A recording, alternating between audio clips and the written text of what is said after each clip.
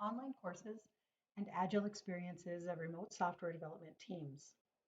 Keywords: Agile, software development, remote teams, online learning, project learning, experiential learning, and soft skills.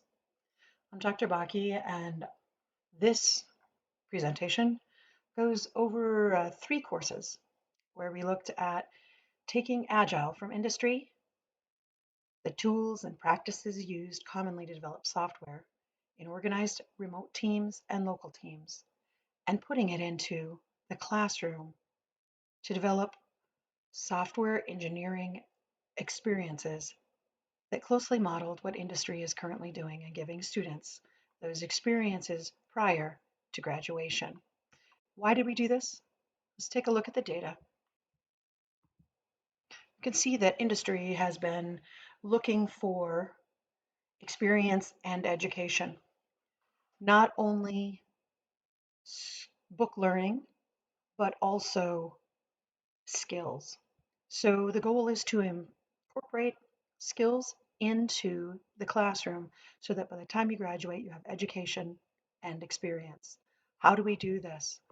One of the common problems that you can have when you're trying to do a real experiential learning uh, project is something like what happened to the Tacoma Bridge. You know, they thought they did it right, they get out, and it just fell apart on them. So when this happens in a classroom environment, it can be what Steve McConnell in Code Complete talks about as a wicked problem, and that it's very challenging to do in the classroom. Now, the thing is, Steve wrote that book around the 2000s. At that time, also, Agile was really in its infancy as a way to develop software that incorporates the stakeholder, incorporates the programmer, incorporates management. The goal being that if we work together, we can better define the problem and release in iterations. So industry is now well developed in Agile, although they're still making adjustments in the last 20 years. They've definitely come along to where these are stable, and software development is a better communication process. So the goal was to take three courses that were online and use some things that have been in the works and been refined over the course of the past 5 or 6 years in the classroom in person and take them into remote teams that are fully online that use project management, communication being essential. The teams use file sharing and they create a software project together using what they've learned. All teams had at least 1 year of programming, and often in the upper capstone courses here, they all have database and numerous courses, where in the sophomore courses, they may not have database. So that would be a slight difference, but all three are fully online. Now, what we looked for first was we're looking into the research that already exists to see if what we're doing has any foundation. Look in industry, look in academia. Can you put these two things together and make it work so that we don't have the Tacoma Bridge? So when we look at industry and academic practice, we could see from a 2020 study by Cyan and Silicon that software engineers need more soft skills, analytical thinking, teamwork, and hands-on project, and less theoretical emphasis. This was shown in a study between academics, IT professionals, and employers in 24 countries, and has probably been known for a while, but how do you do this successfully? So looking at the industry practice of Agile, we have how you work with clients, developers, and users, and you have a story and a release. So you're, what are we going to develop and why are we going to develop it? And then you work back and forth with your clients, saying, is this what you'd like? We make an iteration. We have a certain development, but not the whole project. We just do it in pieces and we get feedback. So you move through, you're developing integration and a test and a release, and then you're talking to your users. And then you say what needs to be changed, let's adjust. Maybe this priority is higher than this. We understand each other better now. Let's continue. And we go back through and we get more information, and we do it in bite-sized chunks instead of taking the entire software and developing it at once. We do continuous iterations and releases. So this is how industry does it, and they're beginning to be a lot more successful, I would say, or maybe not even just beginning to be. They're finding that this is so much more successful than what was taught in a somewhat questionable agile methodology, in that I'm not sure when looking back at the data that we see that that was actually purported in that author's paper. And if you don't look through the entire paper, you'll see, if you just grab his initial problem, is very different than the paper going through, where since he had experience, if you look through the original Agile paperwork, which I'm not heavily doing in this, but just take a look at that and read through the entire paper, and you'll see that he had some of the starting of Agile, and he knew that from his 9 years of experience. But let's take a look at industry today. So the correlations with academia were that we're dealing with remote teams. Well, Agile is used in remote teams. In fact, in 2020, there was a digital AI, which is a company doing um, a survey for a number of years. They did it across geographic time zones and boundaries. 81% of the respondents said their organization used agile teams that weren't all working in the same location. So they might have been a team here, and then part of that team worked with people remotely. So sometimes part of the team was co-located, other times the entire team would be spread out. But it's very common then for industry to work in remote teams with their software developers. So knowing that software developers work remotely, we looked at Agile, and Agile being an industry practice that's very common. In fact, depending on which source you look at, you've got anywhere from 70 to 90 some percent, with the government of the United States being in that range, using Agile practices and tools. Now, Agile isn't just one thing. Agile is a philosophy, methodology, and a grouping of tools and methods that allow you to react to change in a way that you can work with your customer in collaboration, you can value your individuals, and in the end, you can have working software more than you can have a big manual that says, this is what we did. You actually have something that works and that people have worked together on. Of the Agile tools, Scrum is the most common. So Scrum is for small teams, which is why it was looked at for this process. When you have small teams that deliver software in regular increments, it aligns well with education. So you can take soft skills, communication, keeping track of your goals, prioritizing, planning, putting things in a certain time frame, problem solving, working together and reviewing. All of these things sound like a class, but they're actually in the Scrum framework. You've got a certain length of time that everything needs to be done, and it's done through regular feedback. So since 70% or more of companies are using Agile, and of those, at least 70% are using Scrum, I wanted to take a look at why and if it fit. And it really looks like it might be a good fit for the classroom as well, or at least some of the tools. Another commonly used tool that's Agile is Kanban, and an example of that is a Trello board.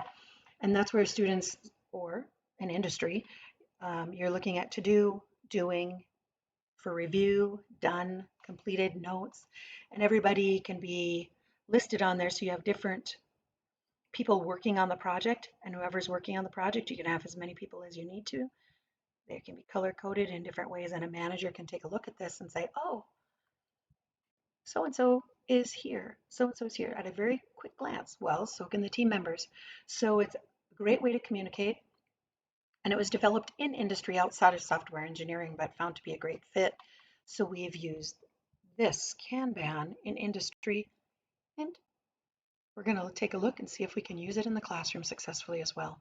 So the experiment, which has been ongoing in the regular classroom and now is looking at online, is looking at how to take academic, um, like experiential learning from Kolb and Johnson, and taking those best practices for academia, combining them with industry's common methods of Agile and Scrum and the tools that are used throughout. There are numerous tools, and pulling those into the classroom. And first, let's see if we have a fit. So some ways that Kolb's four learning stages, for example, where you have active experimentation, concrete experience, reflective observation, abstract conceptualization. The idea with Cole's model is that you go through at least all four stages once. You can see that you've got the thinking, the watching, the feeling, the doing. And the idea is to transform your experience into education and successively encounter each stage in a cycle and throughout the learning process. Now, Johnson's constructivist learning environment for a learning experience is a lot more detailed and reminds me a lot of Agile in that you're going to follow the project from the problem. You're going to use scaffolding, modeling, coaching. You can see the cyclic is two ways here. You're going to start with your related cases, then you're going to go to information, resources, tools. It's kind of like the layers of an onion.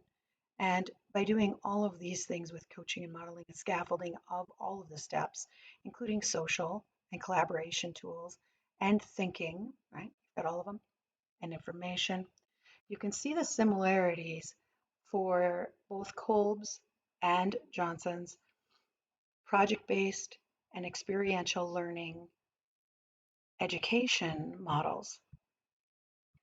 So since they already align similarly best practices with education or academia with what's happening in industry, we see both of these things developing together. Both Kolb and Johnson and Agile, you're looking at the 80s, 90s, 2000s. They're all developing these models where if you want to do project-based, if you want to do hands-on, if you want to do experiential, industry's got methods, has methods, and education has methods and best practices. So I took a look at our methods. How do we incorporate Agile, such as Scrum and Kanban, other Agile methods and tools, with the project-based learning and software development in academia? Do we have any success in our learning? And what is success? A lot of times we look at success as what the student feedback is. So were they able to handle a wicked problem and find it a learning experience? Now, which students would be the best to give you feedback? Well, we have two courses that were the capstone courses, so they're for the seniors only, and one course that was halfway through the software engineering. So we have courses that are geared at software development with students that have some experience.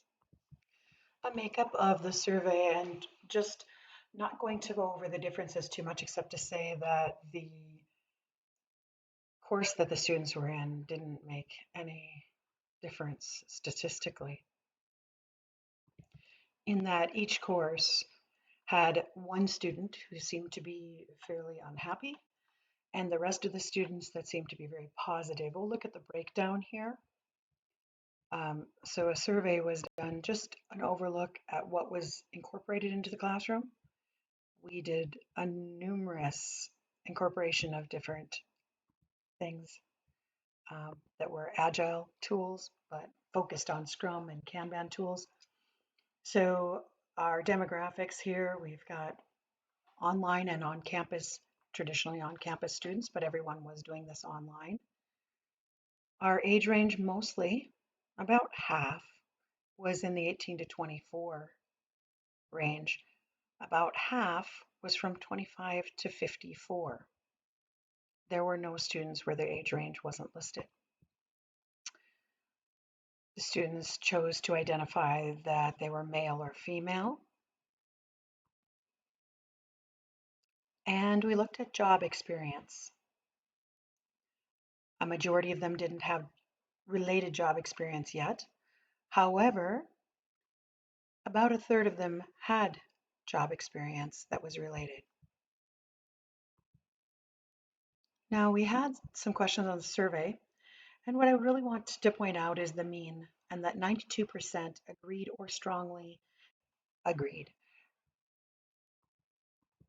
The survey was done with a 4-point Likert scale, where the students had to choose if they had agreed or disagreed. That was chosen so I could avoid the people not making a choice. I really wanted them to decide if negative or positive. How has this experience been? But then agree and strongly agree were put together, as well as disagree and strongly disagree. And you can see here that we have a comparison with traditional learnings like lectures, term papers. So you have a hands-on project compared to a traditional, and for a number of years we've known that this should show up as a positive, more positive learning experience when they are able to be immersed in their learning in an active environment. The survey showed correlation with what's been known. So then another thing we did is, um, are we looking at learning of education? Now remember, you've got senior students here, a majority of them being in their senior course, and the other ones having had at least a year and often 2 years of class. So are they learning the subject matter this way? You can see over 93% felt that these learning activities, hands-on, software engineering activities, software development, but they're all learning, or they felt they were learning from this project.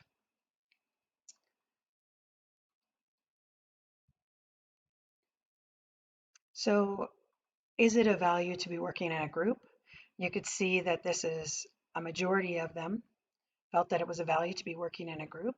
I also did an adjusted mean here because during the analysis phase, I could tell that something was going on with the reverse coded questions. And went and looked that up, and reverse coding, there's been a study that's shown that reverse coding actually skews your question.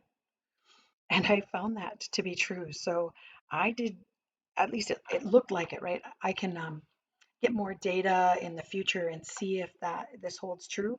But with this group, all of the reverse coded questions had a stronger disagree level than any others. In fact, they were very strong outliers. So I did an adjusted mean and a mean, and the adjusted mean omitted the reverse coded questions.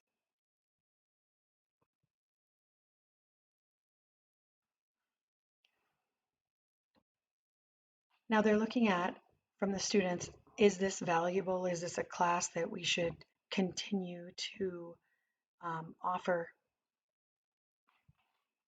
And the adjusted mean is 89%. And even without that, you've got 85% of the students feeling that this was, although it was a high effort, it was a valuable experience, that it should be assigned to future classes, and that it was worth the effort. Now, when these questions were reverse coded, I flipped the answer so that they were agree, disagree. So this reverse coding has been adjusted for that. So what was the result? I would say that professionally, you could look at using these tools without a problem, and that what industry is finding are very good tools and are now well developed. Within the last 20 years, they've really developed them. And academia, they can be mixed into agile learning. Now, what was done in the classroom is that they would do weekly reports.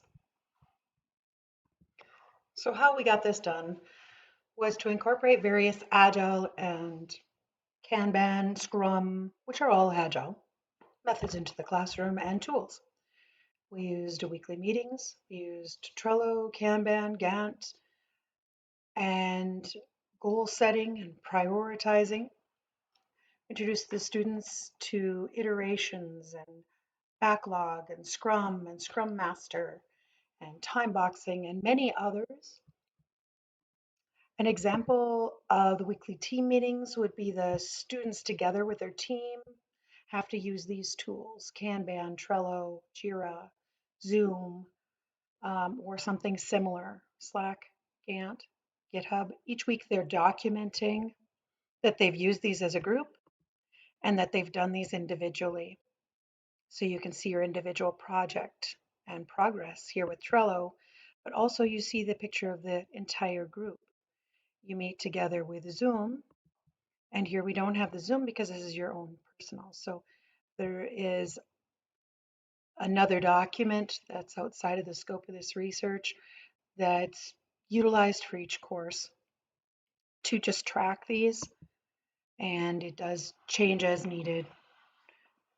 Or if we'd like to try a new Agile way to one of the tools, we just use that in the weekly reporting. So picking Agile tools to use is very handy.